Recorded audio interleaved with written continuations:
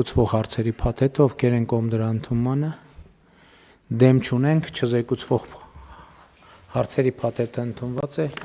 քննարկում ենք զեկուցվող հարցերը, հարց համար 20, Հայաստանի Հանրապետության օրհներգի կատարման կարգը նոր խմբագրությամբ շարադրելու մասին հարցազեկուցող կրթության, գիտության, մշակույթի և սպորտի նախարար Ժաննա Անդրեասյան, համեցեք տիկին Անդրեասյան։ Շնորհակալություն, մեծարգո վարչապետ, հարգելի գործընկերներ, պետական խորհրդանիշների հանդեպ ուշադրությունը և դրանց միասնական ստանդարտը կառավարության առաջնահերթ գործունեության ուղղություններից է և նախորդ տարի Հայաստանի Հանրապետության օրհներգի մասին օրենքում կատարվեցին փոփոխություններ և լրացումներ, որոնք ուղղված էին հենց այդ միասնական ստանդարտի սահմանմանը։ Դրանից հետո տեղի ունեցավ օրհներգի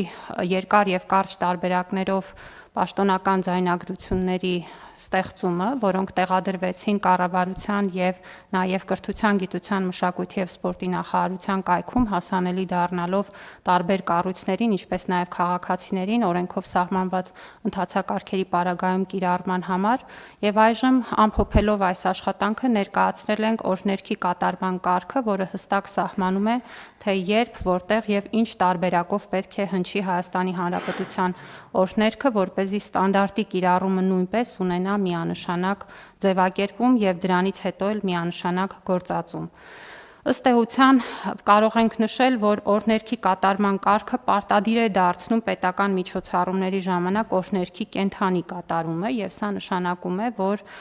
ցանկացած միջոցառումներ, որոնք պլանավորվում են պետական կառույցների կողմից,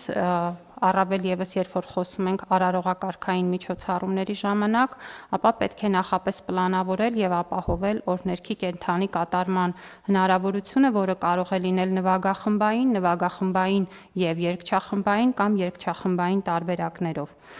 Կարգավորվում են նաև բոլոր այն դեպքերը, երբ որ օրհներգը կարող է հնչել նաև այլ ոչ պետական կազմակերպությունների և այլ անձանց կողմից անցկացվող հանդիսավոր արարողությունների և միջոցառումների սկզբում, և այստեղ կենդանի կատարումը բնականաբար նույնպես դիտարկվում է, բայց ձայնագրությունների պարագայում պարտադիր է կիրառել այն պաշտոնական ձայնագրությունները, որոնք, ինչպես արդեն նշեցի, հասանելի են։ Հատուկ պետք է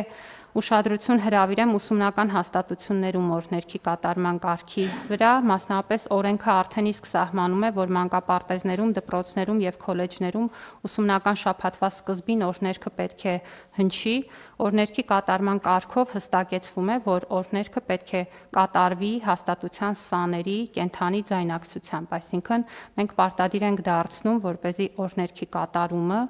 ներառի նաև բոլոր անձանց, ովքեր ներգրավված են, և սա ունի շատ կոնկրետ նպատակ, որպեսզի պետական կարևորագույն խորհրդանիշը, ինչպիսին օրհներգն է, դառնա կրթական ամենացածր օղակից, երեխաների ամենաառաջին գիտելիքներից մեկը, որ ստանում են, և ոչ թե ուղղակի տեքստ կամ երաժշտություն, որ լսում են, այլ նաև իրենց կողմից կատարվող մի ծես, որը դառնում է նաև պետության գիտակցման և պետականության զգացման ամրապնդման շատ կարևոր ուղենիշ։ Կարգավորվում է նաև օրհներգի պարագայում ունկնդրողների կամ ձայնակցողների պահվածքը, մասնավորապես որպես կանոն պետք է հոտնկայս իրականացնել օրհներգի ունկնդրումը կամ ձայնակցումը, աջ ձեռքը կրծքին դրված, իհարկե օբյեկտիվ անհնարինության դեպքում պարզ է, որ այս ուրեմն պահանջը չի դիտարկվում, ինչպես օրինակ ֆիզիկական սահմանափակումների դեպքում և օբյեկտիվ այլ անհնարինության դեպքում։ Ըստ էության համառոտ այսքանն է, խնդրում եմ հաստատել, շնորհակալություն։ Շնորհակալ եմ տիկին Անդրեասյան, երեխաների պարագայում, սկսած մանկապարտեզից ի վերջո նաև երգը երգել սովորելը կրթական պրոցեսի շատ կարևոր մաս է, և կարծում եմ, որ ընդհանրապես, և ուզում եմ ասեմ, հարգելի գործընկերներ, այս որոշումները և այս նրբություններով այս որոշումներին մենք հանգել ենք գործնական կյանքում հանդիպած իրավիճակների բերումով, և իհարկե նաև սա չափազանց կարևոր խնդիր է մեր պետականության գիտակցման և պետական ատրիբուտների պահպանման և զարգացման տրամաբանությամբ և մեզ քաղաքացիներիս պետական կառավարման համակարգին պետության նկատմամբ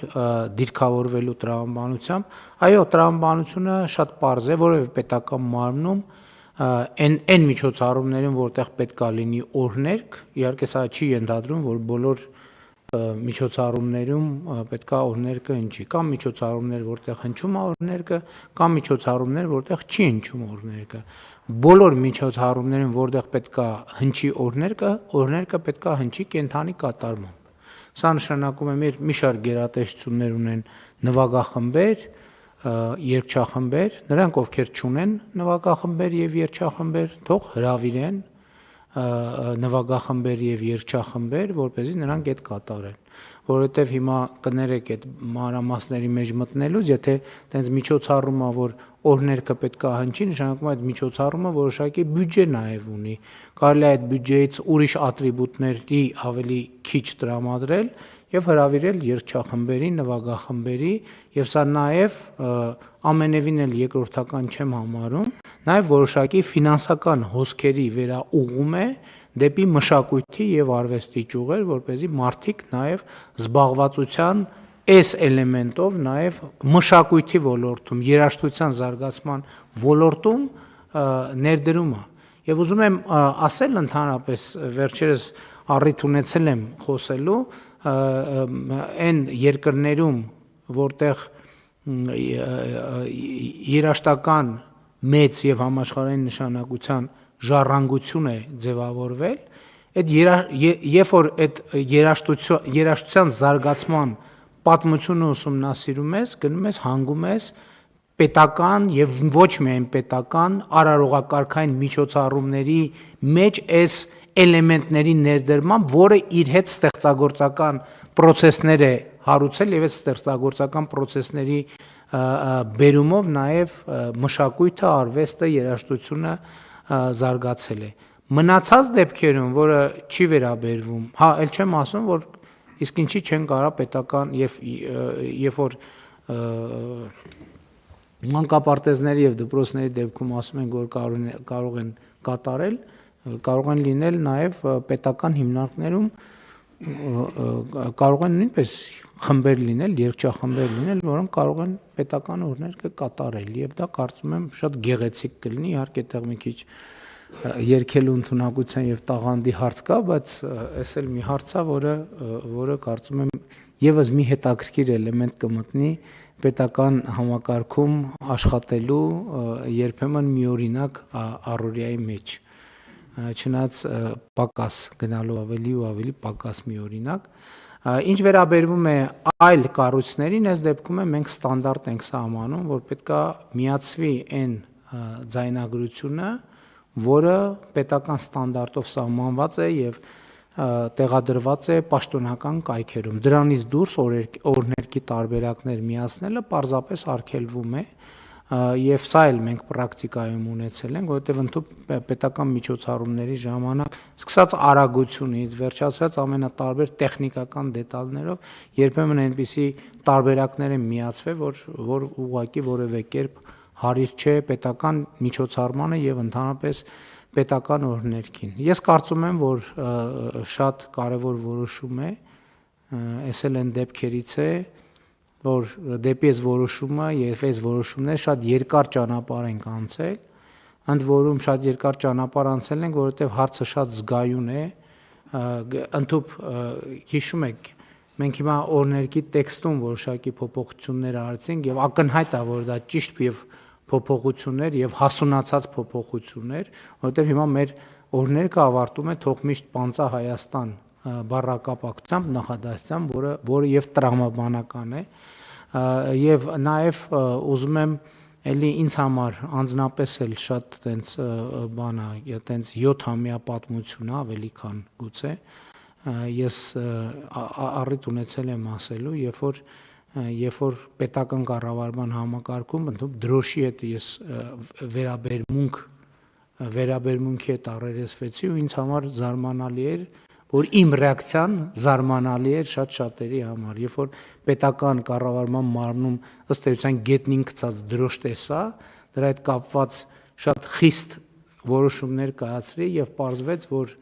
այդ որոշման հետ կապված այդքան էլ միանշանակ չի կարծիքը արժեր տենց անել, թե չարժե։ Հիմա մենք նաեւ ունենք վարչական իրավախախտումների մասին օրենսգրքում ենք փոփոխություններ արել, պետական դրոշի հետ կապված վարվեցողության կանոնները խախտելու համար,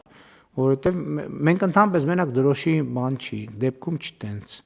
ամեն ինչի դեպքում է տենց, որ դրոշ տանում ենք, միտեղ տնգում ենք, ասում ենք, էս ինչ լավ գործ արենք, հետո դրոշը կմաշի, կճղվի, կքրքրվի, ինչ կլինի,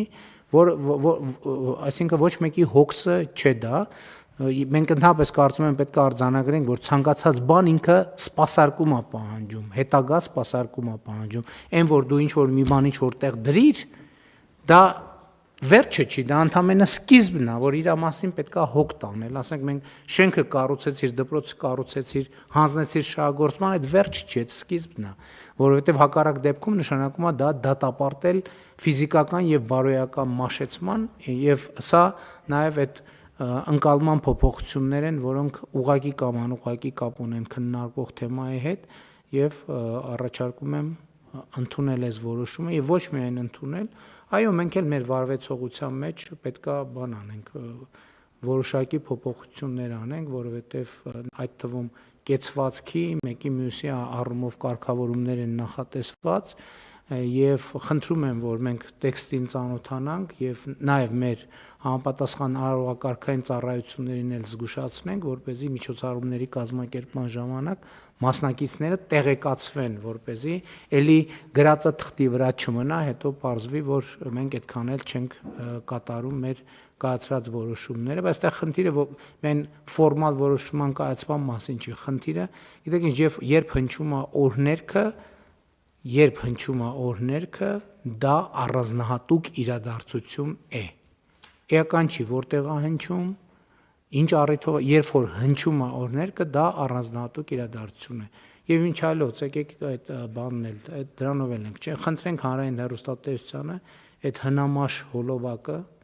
ի վերջո պետքա փոխել։ Ինչքան կարելի է հասկանում եք 20 լավ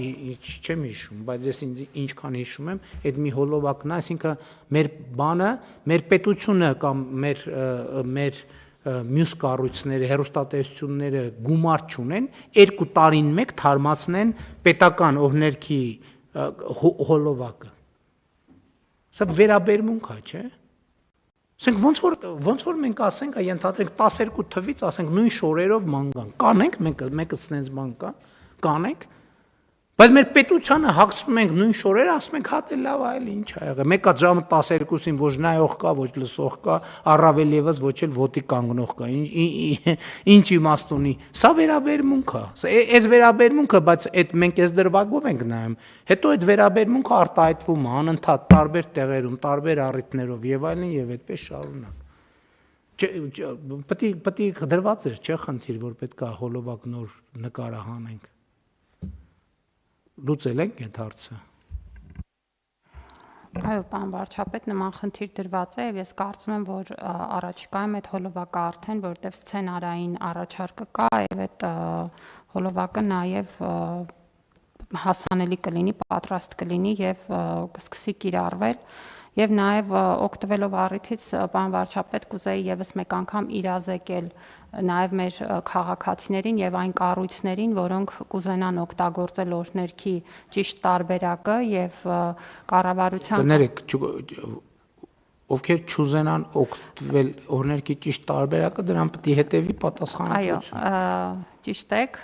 ձևակերպումս ստույգ չէր, ովքեր պարտավոր են օգտագործել օրհներքի ճիշտ տարբերակը, ինչպես կարող են գտնել, կառավարության կայքում կա Հայաստանի մասին բաժին, Հայաստանի մասին բաժնի ներքո ընդհանուր տեղեկություններ են, որտեղ ներկայացում են պետական խորհրդանիշները եւ շատ հեշտ 1-2 գործողությամբ կարող են կառավարության կայքից, ինչպես ես նշեցի, հասանելի է 6 տարբերակ ձայնագրության,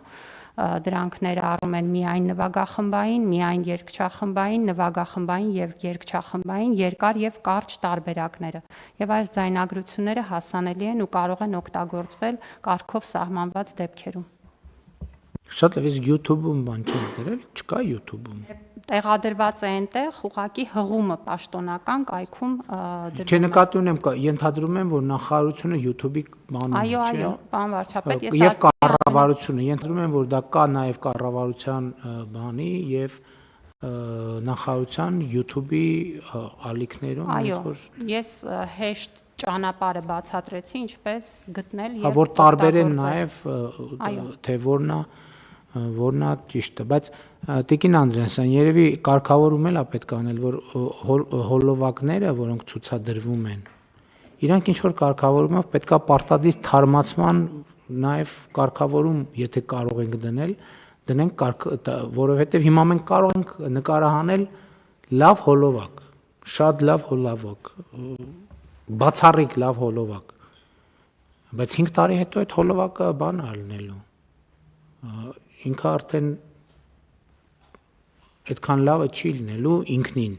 ինչքան էլ այսօր լավն է լինի, պետքա փոխվի, թարմացվի ժամանակ առ ժամանակ։ Կարծում եմ նույնը վերաբերում է նաև ձայնագրություններին, պարոն վարչապետ, կարևոր հարց եք բարձրացնում, կքննարկենք պարբերականությունը։